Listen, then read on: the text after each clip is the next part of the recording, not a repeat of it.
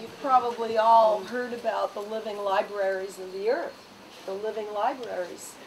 It is the etheric body of the earth. And so everything that has ever happened there, all the ceremonies, all the people who've been there, all the work that is being done, is registered and recorded in the stones.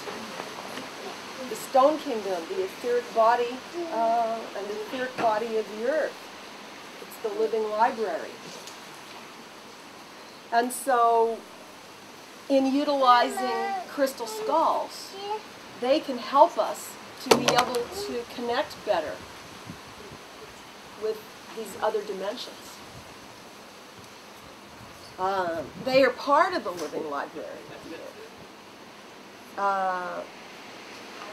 Now, let's start with the form of the crystal skull. It's the same form as our skull.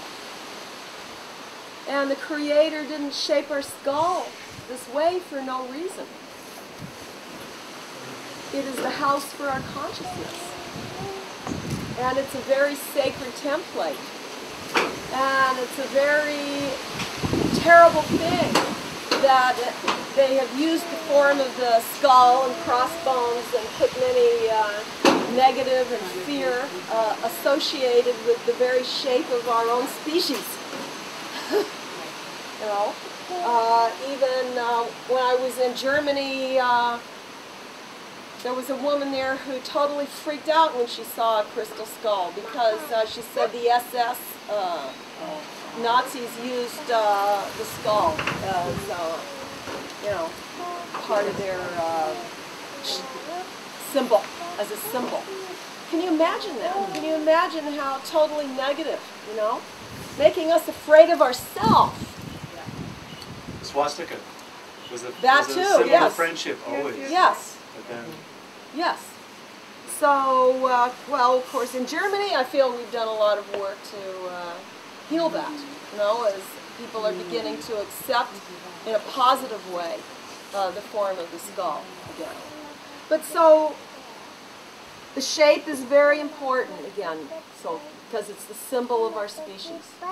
And it's interesting that each of the root races on the planet have a slightly different shaped skull.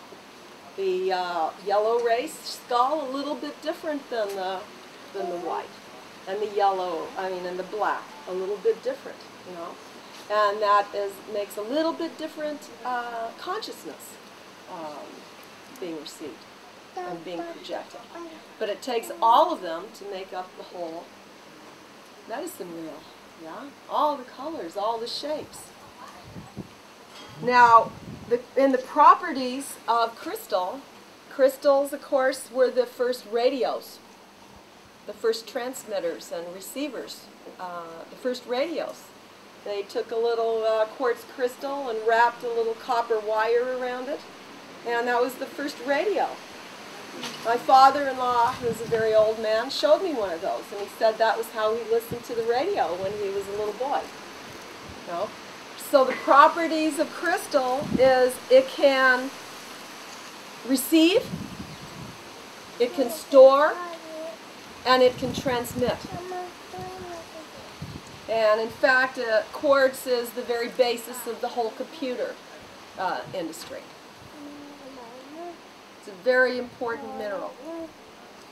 And so it's in our shape, okay? So it can gather the energy, and it can organize the energy in such a way that our own skull can better receive it.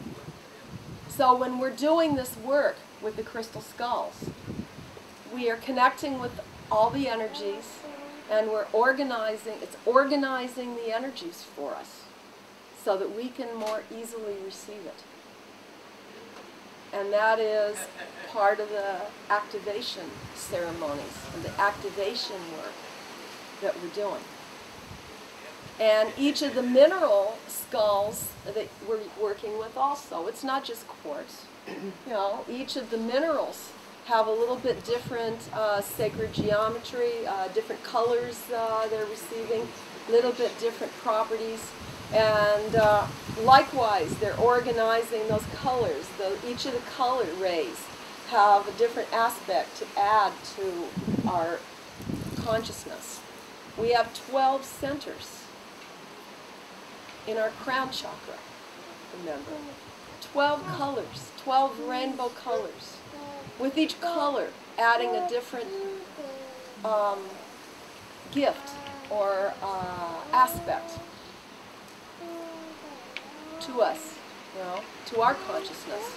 And then the white light is in the middle, which is a combination of all the rays, all the colors. So as you work with the little skulls, this is a wonderful opportunity to be able to use it as a sensor, you know, and it will communicate with the stone people. Yeah, it's another kingdom. And we're taking them to where they came from. We're taking them back home, you know. We're taking them into the womb of the mother. We're taking them back into the earth. And we're wanting to remember. We're wanting to remember what happened here. We're wanting to remember with the other dimensions that are held here in the cosmic memory. And the stone people have this information. They can help us. Sometimes when I walk at a sacred site, I can see the communication between the stones and the crystal skull. There are lines of energy just, and the crystal skull is gathering all that information, all that energy, you know, to help us to be able to receive it. And it's also beautiful to think that not only can we then use it to read the living library, okay, to receive the living library, receive all of the beautiful energy that was manifested in these sacred places. Likewise, all of the beautiful work that we're doing, all of the light that our presences are bringing in, it is recording our ceremonies too. It's like we are the old ones. We are the old ones who come back to remember the work that has been done, that we're a part of, and the work that we're giving will be received later on. Yes? Mm-hmm. So it's just an absolutely incredible process. I've worked with 2 ancient crystal skulls. Well, more than 2. Actually, I've worked with a lot of them, I think. But the first one was Max. And when you hear me speak this language that comes, I want to explain the work so that my work, so that you understand what's happening. Is this language just comes spontaneously. When it first came to me, I was doing some healing work, and I started getting colder and colder. My energy was going inside really deep, and no matter how many blankets I put on, I was chilling, you know, going really deep inside. And then all of a sudden, a little door opened up in my heart, and an energy came out of my heart and came up and grabbed my throat. And it was not, I had no control over it. And suddenly this language came bursting forth. And it frightened me very much, you know, because it was out of my control. I didn't understand what was happening. And then I was told that the ancient crystal skull, that Max would understand that language. And so I went with a friend of mine to see Max. I'd already worked with him some, but this was, you know, time for the big activation. When I got to Houston, my friend had started speaking in the same language I was 3 days before I got there.